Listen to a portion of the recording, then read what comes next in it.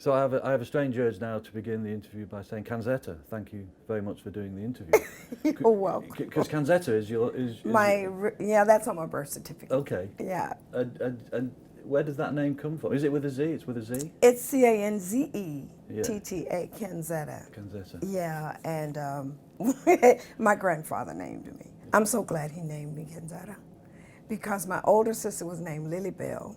And my other sister was named Maggiella. So when he came up with... Wow, you were lucky, weren't you? I was blessed to have Canzetta. And do you know why Canzetta? Where does it come It came from a Spanish family, I think it was. My grandfather worked for a Spanish family. Okay. And they had a daughter by the name of Canzetta. So how did Canzetta become Candi? When I was with a group called the Jewel Gospel Trio, we were traveling on the road. They were the Staple family, the Staple singers. We were all in gospel music, and Mavis is this upbeat, young, can't keep still person, and everybody loved Mavis Staples. And we would run together. We were all together. My sister Mavis and I were like three little girls just running around all over the place. And one day she says, "You know what? I'm so tired of trying to call your name." She said, "I'm going to name you Candi because you're sweet," she said. And then it just kind of caught on after that. And that's how you became known as a performer then? Yeah, Candi Staton. Yeah. Tell me about what happened then when you were looking for a name. You were looking, I guess, for your Well, Rick called my name. first producer. We were looking for a name that was catchy, something that you just say. And all of a sudden, someone came in the room and says, "Candi." And he looked around, he says, "They call you Candi?" I said, I said, that's my nickname. Yeah. And he says, "That's what we're going to call you, Candi Staton." Tell me something about those records you made with Rick Hall in the late 60s, because there's something about their sound and your voice and also what the songs were about. In a funny sort of way, it seems to be very much part of the what became, I guess, a formula, but a lot of what went into disco, you know, the sadness of the songs and yet also the ecstasy, the yearning to break free, the love and then the love lost, right? Good love that's too good to be true, love going bad, but they seem to become eventually a very important part. Yeah. What was it like making those records at the time? I mean, was it important in a way that you'd lived through those experiences? The first song was called "I'd Rather Be an Old Man's Sweetheart Than to Be a Young Man's Fool." Well, it was an up-tempo kind of thing, and it was actually written, George Jackson wrote it for Aretha Franklin, but he hadn't been able to get it to her. Okay. So when he gave me that song and I started singing it, and it was like a deep message, you know, in the song, but it had an up-tempo beat, it had a danceable beat, and that's the way those songs were back in the early 70s. They had a sadness to them, you know, somebody's mistreating me, somebody's doing me wrong song, you know. Yes. Yet you could dance by them. Positive music for women really didn't come into effect until the mid-70s, you know, when disco started to emerge. Yeah. And then positive music began. "I Will Survive," you know, Mr. Big Stuff, "Who Do You Think You Are," all that kind of stuff. But before then, we were stuck with the "If You Leave Me, I'll Die," "I'll hang on to your britches, I'll hang on to your pants until you get to the door. And I'm gonna scream all the way down the street trying to find you. I don't sleep nights, don't eat, I just want you." You know, that kind of stuff. Give me a break. So why was that then? Is it because of the male writer writing in a way for a powerless you know, you had woman? males on the microphones playing your records during those days. Yeah. I mean, they loved the women to beg them. You know, "Your love is so good, I can't let you go," and all that kind of stuff. So you didn't have too many female DJs. And so they loved, "Talk to me, baby." They would say on the R&B radio in America, "You better talk to me." "No, honey, you got to beg me to stay." You know, and I know I'm good. They would talk back to the records, you know, and so when we started to talking about them, it wasn't nothing much for them to say except take it. So they'd rather do the begging song. So how did you select the repertoire then? Was it selected for you, or did you take part in that with Rick? Well, Rick we had to try to go with the commercial side. Right. You know, every record company wants a hit. So we were looking at hit. "I'd rather be, I'm just a prisoner for your good loving," all that stuff. That's a hit, you know. And "Stand By Your Man," that's a hit, you know. We got into 76, it was Young Hearts Run Free, which is a little different. It was crossing over a little bit. But it's interesting those songs you talk about and the way that it was expected for you to sing them, Stand By Your Man, you know, Prisoner of Love and everything, and yet they're songs about being powerless, but I guess how you transmitted your own strength was through the voice and the power of the voice. Yeah. You sold the record. Yeah. By convincing them that you were serious. Yeah. And so it was kind of like an actress. You know, when you get up there, you do the part and you convince them that that's who you are. Yeah. You actually the character. Yeah. So. And what kind of things did Rick do to get your voice to end up a certain way? Because there's a lot of, you know, you can really feel pain and agony. Yeah. It was like my voice is naturally a clear voice. We were known to be able to get the audience riled up with just clear voices. Everybody else had to go gruffing, you know, that kind of stuff, and they would just fall out. But Rick used to sing me all day. I'd come in clear as a whistle. Yeah. And by 6 o'clock that evening, I had sung that song so long until my voice was starting to get really hoarse sounding.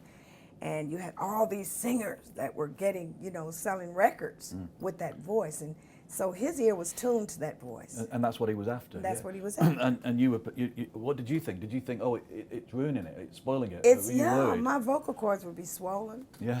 and injured, but he would get the sound. Yeah. No, they were unbelievably tremendous records, and you've made also. Oh, actually, one thing that I was going to ask Ashley about the impact that having been a gospel singer had when you made that kind of soul. Yeah. What kind of importance it was that you'd come from that background? It was very important because at that time, Aretha Franklin, who was also a gospel singer, and she had brought it over. She really brought the gospel feel into the R&B. Because rhythm and blues and gospel are pretty much alike. It's just different lyrics. Mm-hmm. Yeah. So they, you know, instead of saying my baby, you say my Jesus. Yeah. You know. And do you still feel the same thing? I mean, you know, if you're singing gospel, you know, are you singing to? I'm interested what you think you're singing to, and then if R&B you're singing to something else, or in your mind, is it the same? Is it just something? Or is it specifically one thing, an entity, one thing, an individual? No, when you sing in gospel, you honestly don't care. You're not trying to sell, per se. You're praising.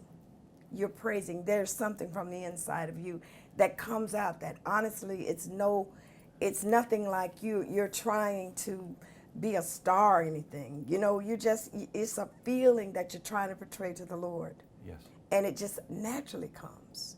But when you're singing the blues or singing to a man, per se, I have to picture incidents. Mm-hmm. I have to picture things that I've gone through. I have to picture abuse. If I'm singing a sad song, I have to picture myself being in that room with him and he's being very mean to me. Okay. And then the emotion comes. Right. So you really do that. You really get inside a kind of vision, if you like. You have to. Yeah. Are you still looking, even with that, you know, when that's a different thing from the gospel, is it still a kind of transcendence in a way? Is it still something that can become using the voice to achieve a kind of out-of-body experience, something that's overwhelmingly emotional? Yeah, with gospel. Well, both sides. I'm thinking of both sides, the way that... Even today, you have to. Yeah. I have to think on the songs. When they give me the lyrics, I picture each line. Each line, I read the line and then I picture it. And I picture incidents that might fit into that line. Yeah. And I know what words to emphasize in that line. Will you be doing that even in songs that you've sung, you know, hundreds of thousands of times? Will it still have that? Paul, it's amazing. Each time I sing that same song, I get a different feeling. I can sing it 1,000,000 times, but I never sing it alike. Yeah. There's always something else I put in it or something I take out of it, or I fit it with where I am, you know, or I feel people pulling on me. I feel them reaching for it, you know, and I just try to give them what they're reaching for. Yes. And so within that alone, you create. Yeah. Now, the two kind of things that is interesting. One is to be an entertainer, as you're saying, in a way to inhabit a character, to become someone else, if you like, play a role. And yet the gospel thing you're implying, in a sense, is stripped of all that. It's real. Yeah. It's something, if you're a real gospel singer, you're not thinking about the people. You're not thinking about what they're thinking about you. You could care less. Because you're singing a song, you're going vertical instead of horizontal. Now, when you're singing out to the clubs and stuff, you're going for them. Yeah. But when you're singing to God, and that's why a lot of gospel singers, if you'll notice, they look up. I had to stop that when I started singing in clubs because I was like, I was looking up. And they said, no, you don't do that. You don't do that. You got to look at the people. Look at the people. Look them in the eye. Go in the audience. Walk around. Touch them. You're singing and entertaining to people. I know what that looking up is. It's gospel, but you ain't gospel no more. So, What was it like doing the two sides? I mean, did one feel compromised by the other?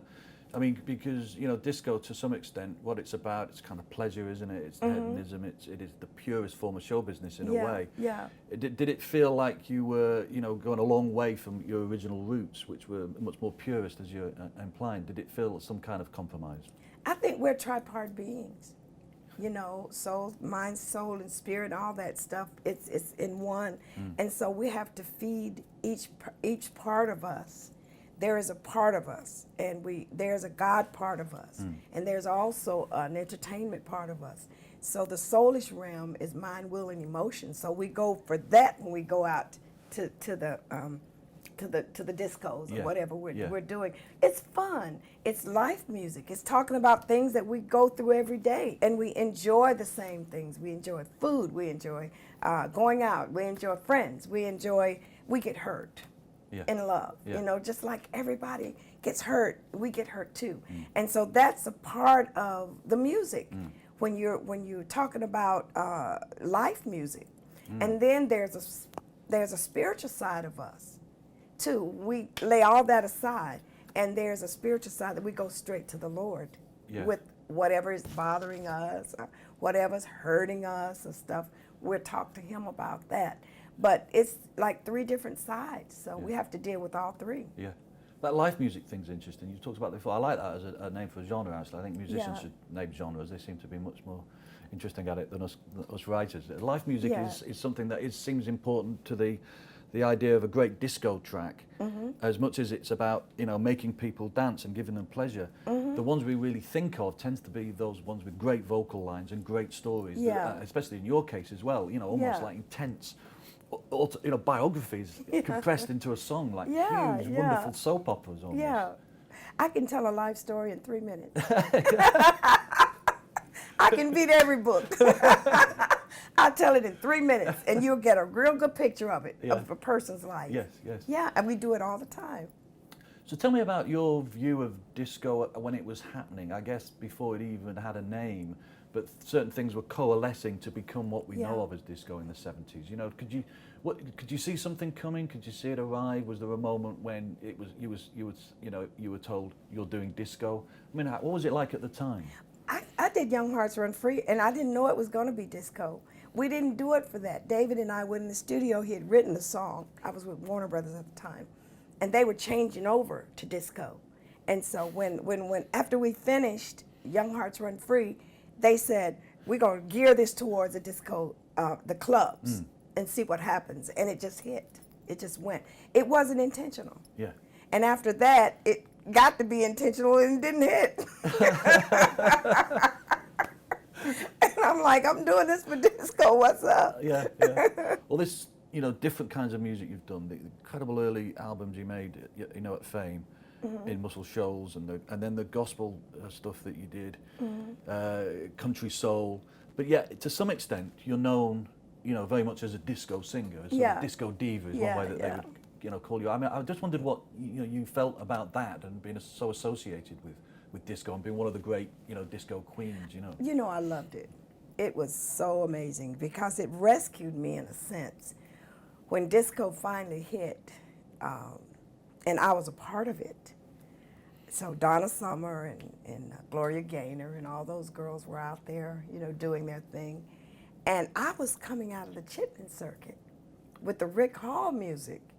I was in a whole different genre. Oh, okay. Yeah. And a club kind of thing. You're up there singing to them, and they don't want to hear nothing but the song they came to hear.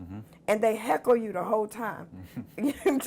When you gonna sing Stand By Your Man? I don't want that other stuff. You know what I mean? And the dressing rooms are for the birds. You got to get on top of the commode just to put the gown on. And if you didn't bring your own mirror, you couldn't see. Because they had no mirrors in the dressing room. It was horrible. No amenities. They give you nothing. and then you had to run them down all night just to get paid. So I'm coming from this to the beautiful people, where disco was the beautiful people. You're going into Studio 54. Yeah. I mean, you're going into the garage up there in New York, and you're going into all these beautiful places. They had the rider sitting on the dresser, you know. Yeah. What do you want? You want lobster? You want, oh my God, I don't ever want this to end. And then it did end. It did end. This guy coming up with all this stuff and burning all our records and So that's the disco six. well, that's the disco when disco started to taper out Right. a little bit. Sort of became over commercialized. Yeah, I it guess. was. Yeah. And that definitely had an impact on you, did it? That kind of almost that sort of almost sort of. You know, a kind of very mainstream American opposition to you know, minorities getting a kind of power in a way, you know, getting a sense of freedom of expression. It almost seemed to be almost a subversive thing that was happening, didn't it? You know, there seemed a real backlash to it. That definitely had an impact. The crowds weren't there. You know, we would do our disco sets, and the crowds weren't there, and the promoters were getting discouraged, you know, with the disco thing. A disco, you know, definitely became a dirty word, didn't it? Yeah, You know? it did. It did. You said Poison word. disco. Yeah. So I think they named it other names, but it still remained disco. Yeah. The beat was still there. Yeah. And that disco being a dirty word, is that essentially why you kind of went away? You went back to gospel really didn't you, for a long time? I just was not going back to the Chitlin circuit. Right. I was not. So I took a sabbatical. I just kind of sat at home and trying to get my life together, because I got into a lot of vices. I was involved in a lot of the drugs and alcohol and stuff, along with the beautiful things. I got involved with some things that weren't too beautiful. So I was trying to get my life straightened out. And then I happened to think about where I came from, my roots, you know, how peaceful, how wonderful it was there as well. And so that's when I went back to the church. I started getting back into the Bible, reading about my life and trying to get my life straightened out and on the right track. And I said, I'm not going back to that circuit. Yeah. And I started singing gospel. Just started writing gospel songs. Yeah. Went to church and started singing before the pastor preached. And then I eventually got my own TV show. Yeah. And can I ask you, were you a different kind of gospel singer, having been through what you'd been through in the 60s and 70s than you were before that? I mean, that must have had some impact on what you became then. You know? Yeah, it did. I had a different style. And a style that the church did not embrace. They didn't. It was between disco, so I named it gospel. So the only thing, the people that understood it were people that were my TV audiences. Yeah, yeah. But the you know, they had all these conferences and stuff, and I didn't fit. Just didn't fit. I didn't fit in those little cliques that they had in terms of gospel music, and so I just started my own thing, my own style, and eventually it began to catch on. But and then eventually, I guess disco has been defiant. I guess disco has survived, and it's sort of you as a kind of representative seems more now in favour, more loved than ever. I mean, have you felt that kind of change? Bill Carpenter, who is my publicist, he just started to, you know, he let me know that, he said, you would be surprised, but there's a revival. Disco is like it's a revival starting now with disco music again. I said, well, good. I'm glad to hear that, because I didn't see the reason for it to die in the first place. As just great songs, really. It was wonderful songs. Yeah. Glorious song, I Will Survive. That's a message. You know, I mean, these are message songs wrapped up in music, in nice dance music. So I'm thinking, like, why in the world did this end? This is good messages. So. Yeah, because it's essentially what you said before, that disco obviously, it changed its name essentially, it became other things, obviously house and then other subgenres, so it disguised itself, but essentially it was about the same thing, wasn't it? It was. And what I noticed is more and more though, the words, the lyrics seem to disappear. It got broken down into a kind of formula of rhythm. Yeah. And what got lost and chance.